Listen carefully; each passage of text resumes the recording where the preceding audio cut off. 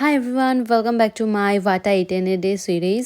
আজকে চৈত্র সংক্রান্তি, তো সংক্রান্তির দিন সকালে উঠে চা করে দুটো বিস্কুট দিয়ে খেয়ে নিলাম।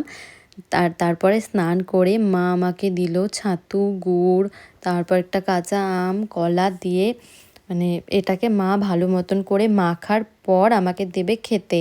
আর তার সাথে একটু মুড়ি অ্যাড করেছে আমাদের, এটা হচ্ছে দুপুরে স্নান করে খায়। তো সেটাই মা আমাকে করে দিবে। আমি বসে আছি এখন, সবে স্নান করে উঠলাম, আমার একটু লেট হয়ে গেছিলো স্নান করতে, আর এইভাবে মাখিয়ে দিল আমাকে। তো আমার তো খেতে খুব একটা ভালো লাগে না, এসব আমি খেতে একদম পছন্দ করি না। ছাতু তো আমি পছন্দই করি না, তবু আজকে দিনটাতে আমি খাই। আর লাঞ্চে তো আজকে প্রচণ্ড হেভি হয়ে গেছিলো, পুরো তিতা তিতা হয়ে গেছিলো। নিম পাতা, পাট শাক, করলার এটা কি শাক আমার ঠিক একটা মনে পড়ছে না, আর নিরামিষ তরকারি, আর 2 রকমের ডাল। একটা হচ্ছে টক ডাল যেটা আম দিয়ে করে, আর হচ্ছে করলা ডাল, ওটাও একটা তিতা।